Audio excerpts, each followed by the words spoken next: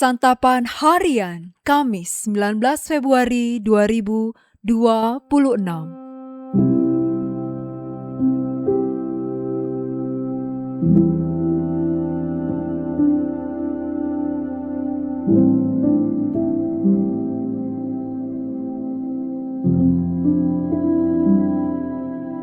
Inilah program Santapan Harian, sebuah program yang mengajak Anda menelusuri isi Alkitab, agar Anda menemukan makna firman Tuhan sesuai dengan konteksnya.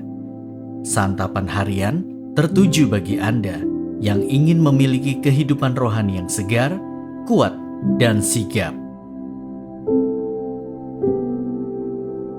Hari ini kita akan membaca Yosua pasalnya yang ke-10. Namun kita akan membacanya pada ayat pertama hingga ayatnya yang ke-15. Sebelumnya, mari kita berdoa. Tuhan, terangilah hati dan pikiran kami dengan hikmat-Mu pada saat ini. Saat kami membaca dan memahami kehendak di dalam firman-Mu, di dalam Kristus Yesus, Sang Firman yang hidup, kami berdoa. Amin.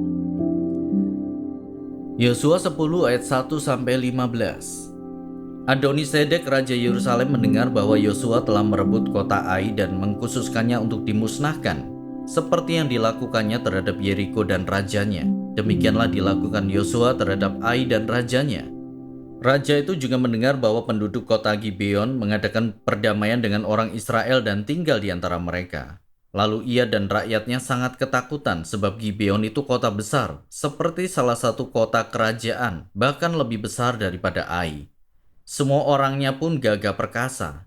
Oleh sebab itu Adoni-Sedek Raja Yerusalem mengutus orang ke Hoham, Raja Hebron ke Piream, Raja Yarmut ke Yafia, Raja Lakis, dan ke Debir, Raja Eklon dengan pesan, "Datanglah kepadaku dan bantulah aku supaya kita menggempur Gibeon, karena mereka telah mengadakan perdamaian dengan Yosua dan orang Israel."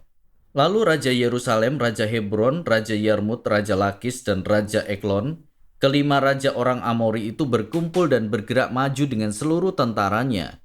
Mereka berkemah mengepung Gibeon dan memeranginya.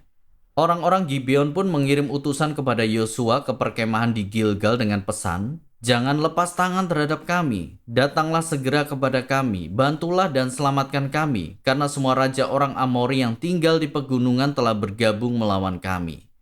Lalu Yosua bergerak maju dari Gilgal, dia dan seluruh tentara yang bersama dia, semuanya pejuang yang gagah perkasa. Tuhan berfirman kepada Yosua, "Janganlah takut kepada mereka, sebab aku menyerahkan mereka kepadamu. Tidak seorang pun dari mereka yang akan dapat bertahan menghadapi engkau." Lalu Yosua menyerang mereka dengan tiba-tiba setelah semalaman bergerak maju dari Gilgal. Tuhan membuat mereka kocar-kacir di hadapan orang Israel dan mengalahkan mereka dengan dahsyat di Gibeon.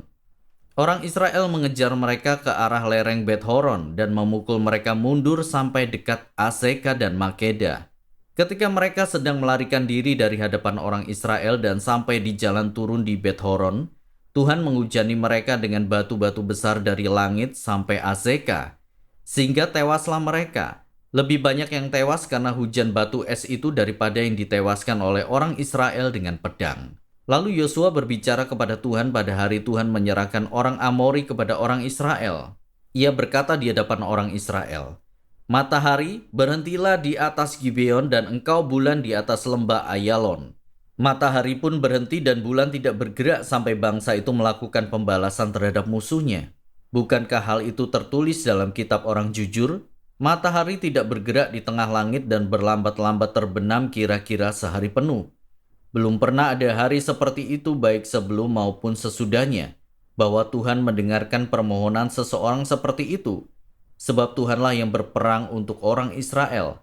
Kemudian Yosua dan seluruh orang Israel yang menyertainya kembali ke perkemahan di Gilgal.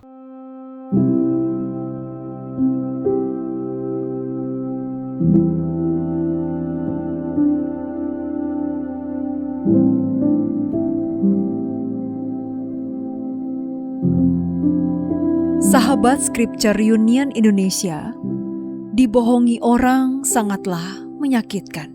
Maka melakukan pembalasan bisa menjadi respon yang dipilih oleh orang yang dibohongi ketika si pembohong datang meminta pertolongannya.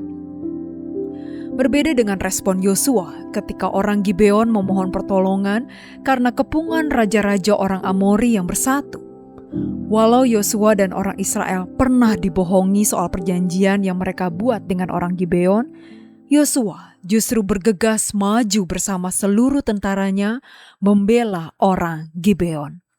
Dalam respon yang ia berikan, Alkitab mencatat tentang penegasan penyertaan Tuhan dan janji kemenangan atas raja-raja orang Amori. Sangat memungkinkan bagi Yosua merespon secara berbeda seruan minta tolong orang Gibeon. Namun, di sini terlihat integritas Yosua tidak diragukan terhadap perjanjian yang sudah ia buat dengan orang Gibeon. Ia percaya bahwa Allah pasti akan menolong. Ia percaya bahwa Allah lah yang berperang untuk orang Israel. Hal ini terlihat jelas dari pernyataan yang ia serukan untuk meneguhkan orang Israel yang pergi berperang bersama dengan dia, bahwa Tuhan akan menyerahkan setiap musuh yang mereka perangi. Dengan pertolongan Tuhan, Israel memenangkan setiap peperangan. Tidak mudah untuk memberikan respon yang tepat sebagai anak-anak Tuhan ketika kita pernah disakiti dengan dibohongi. Apalagi jika pelaku berada dalam keadaan yang membutuhkan pertolongan. Akan tetapi, kita perlu belajar dari Yosua yang mampu merespon secara tepat dan tidak menahan atau menunda pertolongan yang bisa ia berikan. Kita perlu belajar dari Yosua yang dapat melihat penyertaan dan berkat yang Allah berikan kepada bangsanya ketika mereka menaklukkan raja-raja orang Amori. Kita, umat Tuhan masa kini, harus bisa melihat penyertaan dan campur tangan Tuhan dalam hidup umatnya. Hendaklah kita dapat menjadi perpanjangan tangan Tuhan. Biarlah kita bersedia dipakai Tuhan untuk menjadi berkat bagi orang-orang yang berseru minta tolong. Mari kita berdoa. Bapa Surgawi, tolong kami untuk tetap berbuat baik meskipun kami disakiti. Berikan kami hati yang penuh kasih dan pengertian, agar kami bisa mendoakan, mengampuni, dan mengasihi mereka yang menyakiti kami. Di dalam nama Kristus Yesus, kami berdoa. Amin.